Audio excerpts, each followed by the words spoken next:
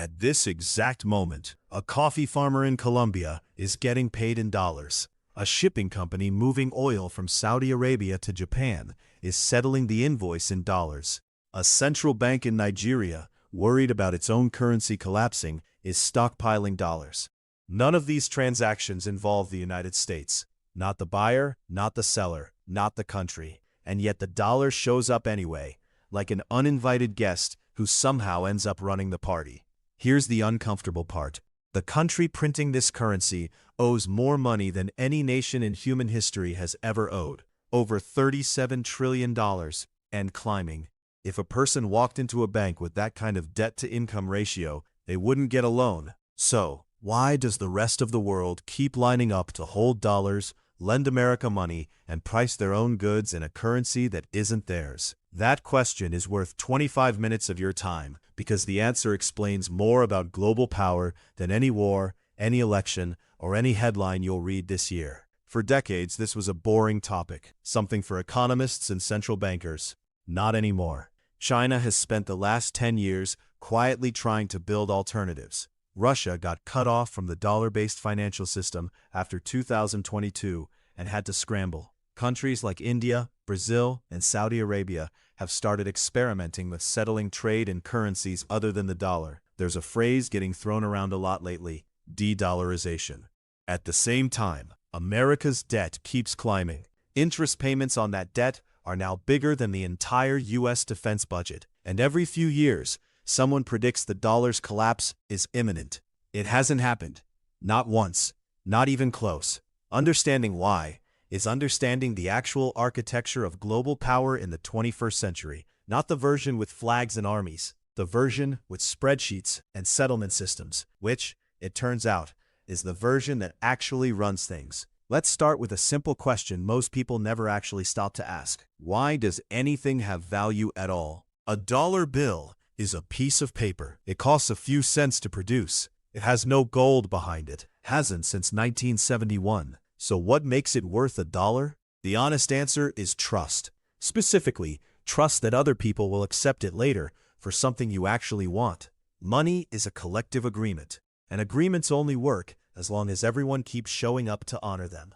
Now here's where it gets interesting. In 1944, at a hotel in Bretton Woods, New Hampshire, representatives from 44 countries built a new global financial system. World War II had just flattened most of the industrial world. The United States, untouched by bombing and sitting on most of the world's gold reserves, became the natural anchor. The deal was simple. Other currencies would be pegged to the dollar. The dollar would be pegged to gold at $35 an ounce. It was a hierarchy, with America at the top by default, mostly because everyone else was too busy rebuilding to argue. That gold peg broke in 1971, when Nixon ended dollar-to-gold convertibility, because too many countries were showing up demanding actual gold for their dollars, and America didn't have enough gold to cover it. This should have been the moment the dollar's dominance ended. It wasn't, and the reason why is the actual hidden mechanism of this entire story. In the 1970s, something happened that nobody planned as a grand strategy, but that ended up being more powerful than the gold standard ever was.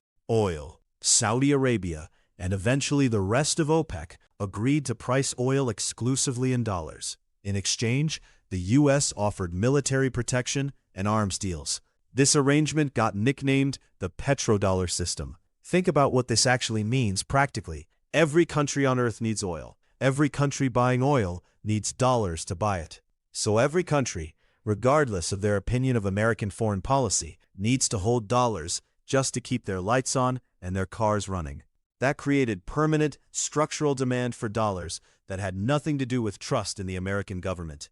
It was built into the plumbing of global trade itself. But oil pricing is just the visible part. The real depth of dollar dominance runs through something less flashy: the global banking system's settlement infrastructure. Here's what almost nobody outside of finance actually understands. Most international trade, even between two countries that are neither the U.S., gets settled through the U.S. banking system at some point, using a network called correspondent banking, cleared through something called SWIFT, and ultimately dollar clearing systems based in New York. A South Korean company selling electronics to a German company might invoice in dollars, and the actual money movement passes through American financial institutions, even briefly. This gives the U.S. Treasury and Federal Reserve visibility, and in extreme cases, control over transactions that have nothing to do with America on paper. This is exactly what happened to Russia in 2022. Being cut off from SWIFT and dollar clearing wasn't a small inconvenience. It was closer to a financial shutdown, one of the more severe economic punishments possible, short of an actual blockade. That's the part that should genuinely unsettle you. The dollar isn't just a currency people prefer, it's a choke point. Whoever controls the dollar system controls a switch that can partially disconnect any country from the global economy. Now let's talk about the debt, because this is where things stop making intuitive sense. The U.S. national debt sits above $37 trillion. Interest payments alone are now over $1 trillion a year, more than the entire federal budget for education, transportation, and housing combined. By normal accounting logic, this should be a 5-alarm crisis. Here's why it isn't, at least not yet. And this is the part most explainers skip. When the U.S. government needs money, it issues Treasury Bonds, essentially IOUs. Investors, foreign governments, pension funds, and central banks buy these bonds because they're considered the safest asset on earth. Not because America is rich, because the dollar is the reserve currency, and Treasury bonds are the most liquid, most trusted paper in existence. This creates a strange loop. The world needs dollars for trade. Dollars are safest when parked in U.S. Treasury bonds. Buying Treasury bonds means lending money to the U.S. government. So global demand for dollars directly fuels global demand for American debt. America isn't borrowing money the way a regular country borrows money. It's issuing the one asset the entire world already needs, and then getting paid to hold that need in a form called debt. Economists have a name for this, coined decades ago by a French finance minister who was furious about it: exorbitant privilege. The idea that America gets benefits from running the global reserve currency that no other country gets, mainly the ability to run massive deficits without immediately facing a currency crisis. Compare this to any other country. If Argentina or Turkey or Sri Lanka tries to run these kinds of deficits, printing money to cover them, investors panic, currency collapses, inflation spirals, and the IMF gets called in. That's happened repeatedly in the last few decades, and it happens fast, sometimes in a matter of months. America has run large, sustained deficits for 50 years without a comparable collapse, not because American economic management is 50 years better than everyone else's, because the dollar sits in a structurally different position, insulated by decades of accumulated trust and institutional lock-in that took generations to build, and that other countries simply can't replicate by decree. This is where you'll hear two very different stories, and it's worth being skeptical of both. Story 1. The collapse narrative. America's debt is unsustainable. The dollar is about to lose reserve status. Gold and Bitcoin are the future, and the whole system is one crisis away from unraveling. This story shows up in headlines every few years, especially during debt ceiling fights or credit downgrades. Story 2. The invincibility narrative. None of this matters because America can never really default. The dollar's dominance is permanent, and debt is basically a fake constraint for a country that controls the world's reserve currency. This story shows up whenever anyone in Washington wants to justify spending more without raising taxes. Both stories are wrong, in almost exactly the same way. Both treat dollar dominance as a fixed law of nature instead of what it actually is. A system built on trust, habit, and infrastructure that changes slowly, but does change. The honest reality sits in between. The dollar's dominance isn't collapsing tomorrow. The infrastructure is too deep, too embedded, too costly to replace quickly. China's own currency, the yuan, makes up less than 3% of global reserves, largely because China maintains capital controls that make it hard to freely move money in and out, something reserve currencies fundamentally need to allow. But the dollar's share of global reserves has been slowly drifting down for 2 decades, from around 70% in the early 2000s to closer to 58% today. Not a collapse, a slow erosion, like a coastline losing sand one tide at a time. Imperceptible day to day, undeniable over decades. That's the actual, less dramatic, more important story. Dominance eroding gradually, while everyone argues about collapse or invincibility, missing the slow shift happening underneath both narratives. Here's the part that should actually worry you, and it has nothing to do with Bitcoin or gold bugs on the internet. The entire system depends on one thing that has nothing to do with economics: trust that the rules won't be weaponized arbitrarily. Every time the US freezes another country's dollar reserves, sanctions a nation out of SWIFT, or uses the financial system as a foreign policy weapon, it sends a quiet signal to every other country watching. If it happened to them, it could happen to us.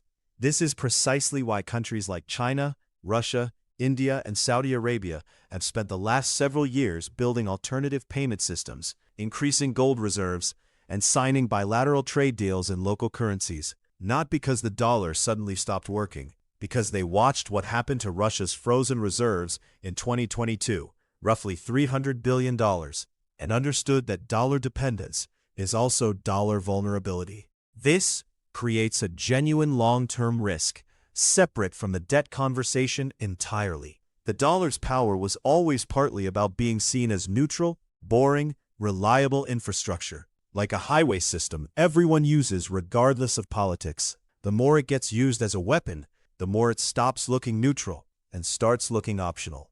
Meanwhile, the debt keeps climbing regardless. Interest payments compound. Political dysfunction around the debt ceiling repeats every few years like clockwork, each time chipping slightly at the perception that America manages its finances competently. Credit rating agencies have already downgraded U.S. debt more than once, not because default is imminent, but because governance itself looks increasingly unstable.